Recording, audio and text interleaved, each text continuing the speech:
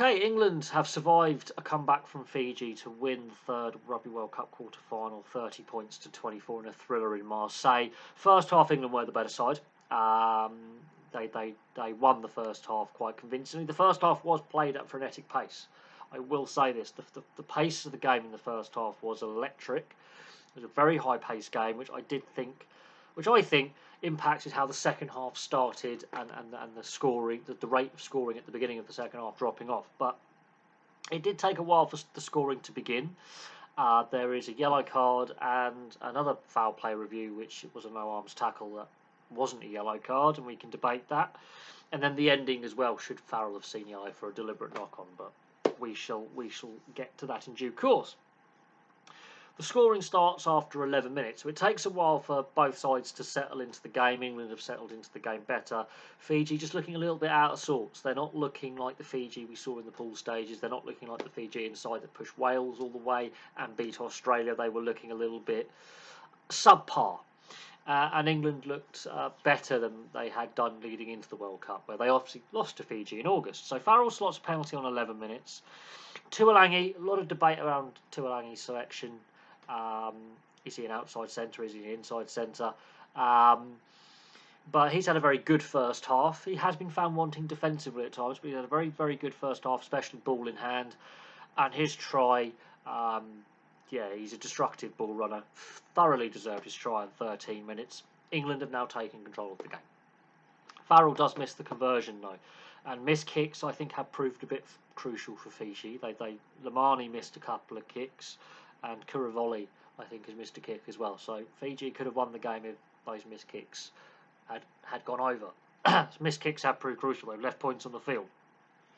It takes Fiji 20 minutes to get their opening points. Their line out isn't working as effectively, and the ruck and the maul area is being very well disrupted by England. England have really targeted that area to slow Fijian ball down, which makes their attack a bit less effective. They're not as effective off slower ruck ball. So Lamani does get the penalty, but the game is England are in control of the game at this point. Now the Marchant try. Look, that's a team try. It's very well taken on 22 minutes. In the build-up, Hambosi does collect Marcus Smith a bit on the high side. Now, when I say Marcus Smith looks like a Picasso masterpiece, he's being held together with gaffer tape by the end. His face is mangled. He's made some tackles in defence. He's been run over a few times in defence. He's also been hit hard. He's been in the wars today, Marcus Smith. There's question marks over should he be fullback. Is that a long-term plan? While Farrell still plays at fly half for England, and you've got George Ford as an option, will he eventually move back into the fly half role? We shall see. But it's an experiment having him at fullback. But that does mean when he in attack, he has to come into the line in different areas, and in defence as well. The defensive responsibilities are different.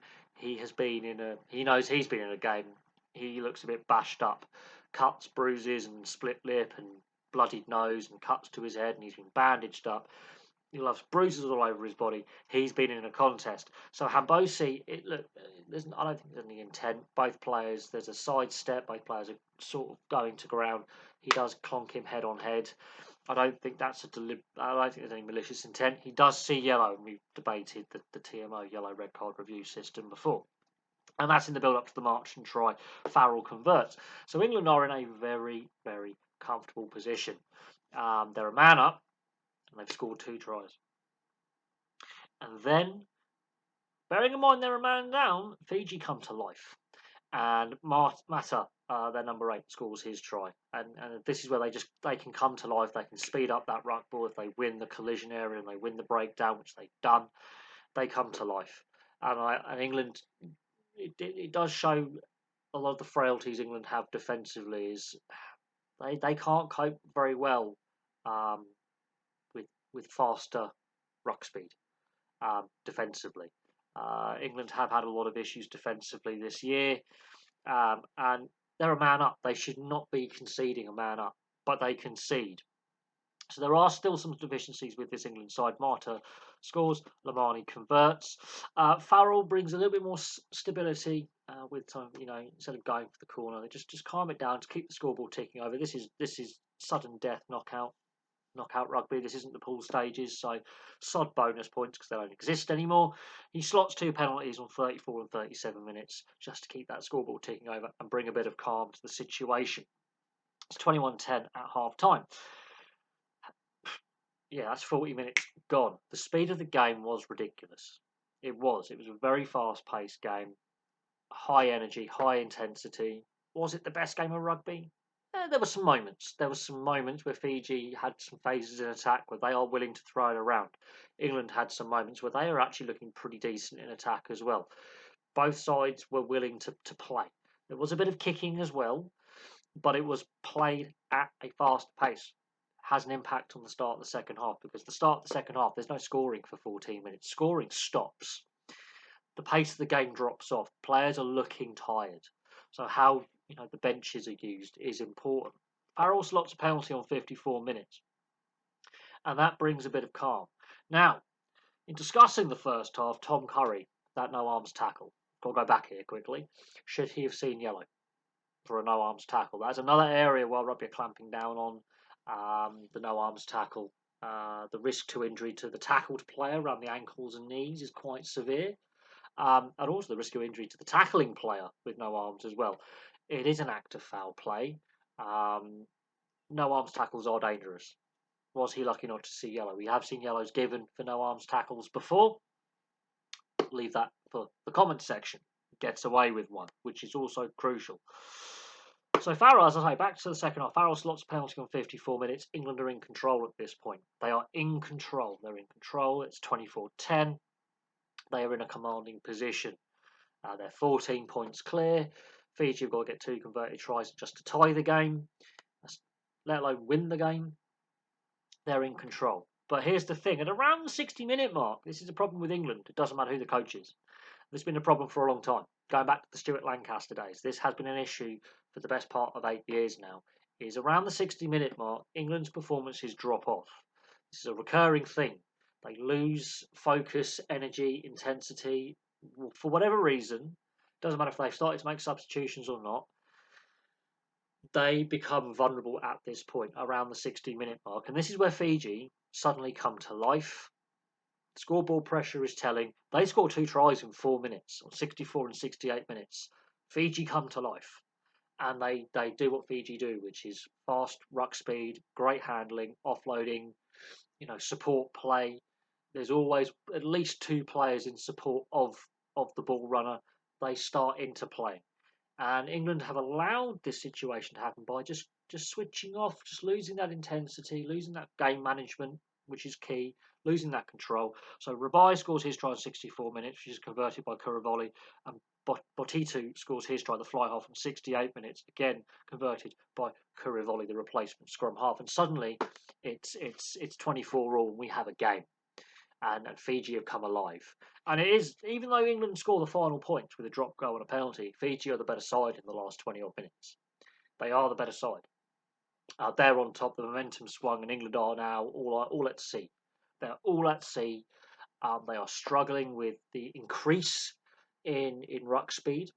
They're losing the contact area now. They're being knocked backwards in the contact area when they are carrying the ball, and when they're defending.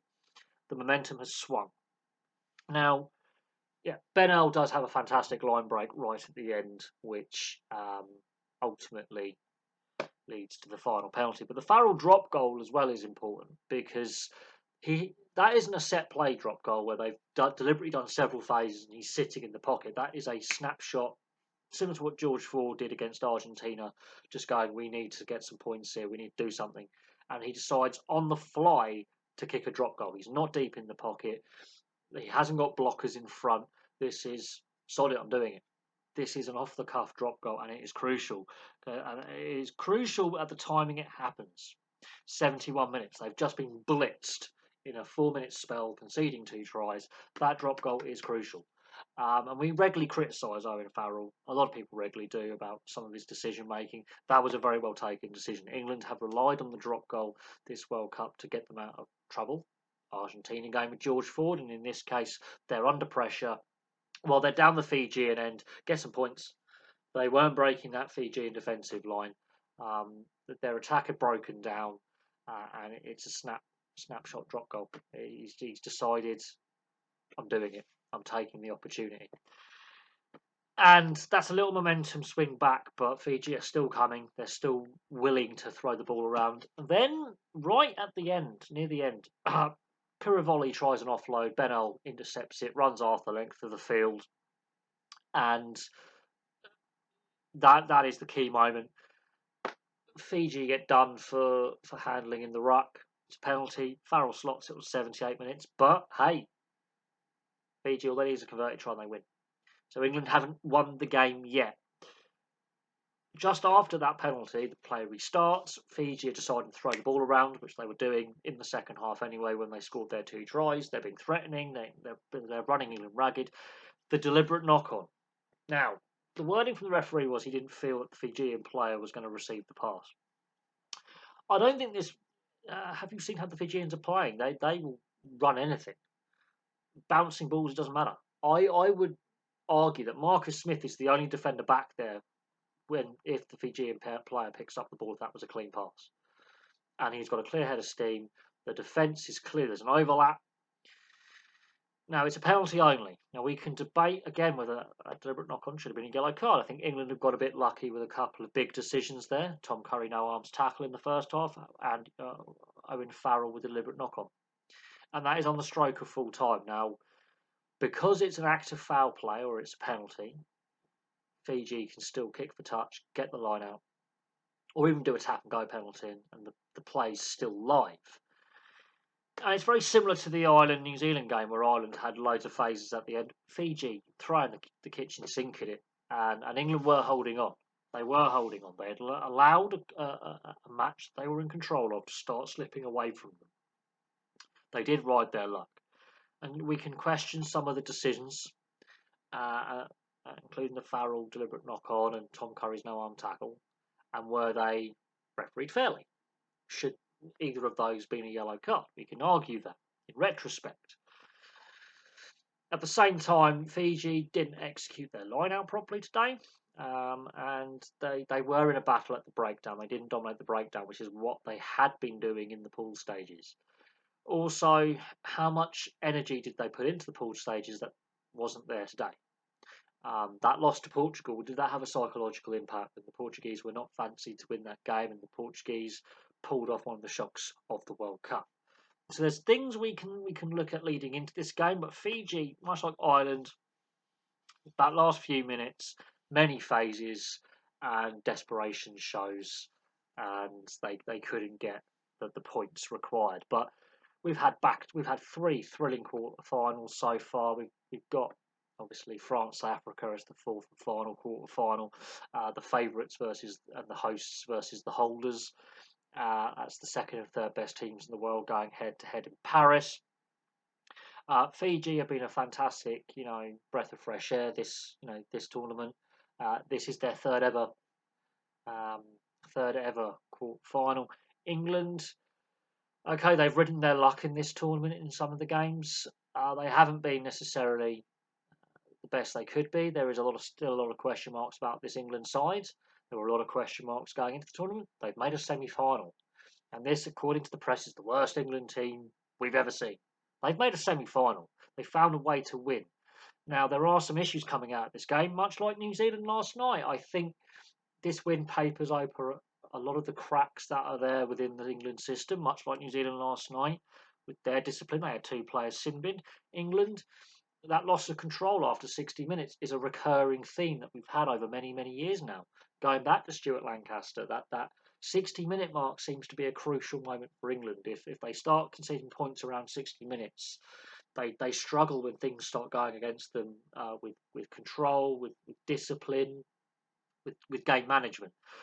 Fiji have been fantastic, and they're banging on the door to get that Tier 1 kind of status for funding, and banging on the door to be entered into the Rugby Championship alongside Argentina, South Africa, New Zealand and Australia. Maybe they should be allowed to enter the Rugby Championship as a 5th nation. There's been a lot of debate about the international calendar below Tier 1 status level. But Fiji have been fantastic this tournament. They showed in patches in this game what they can do. This was a enthralling Test match. England rode their luck, and we've only got one quarter-final left. So thank you very much for watching. Place your thoughts in the comments section below, and I will have a match review of the France-South Africa game for you very, very shortly. Obviously, when that game is played, it kicks off in an hour and a half's time as I'm recording. So I'll have a match review of that, and yeah, I will see you all very, very, very soon.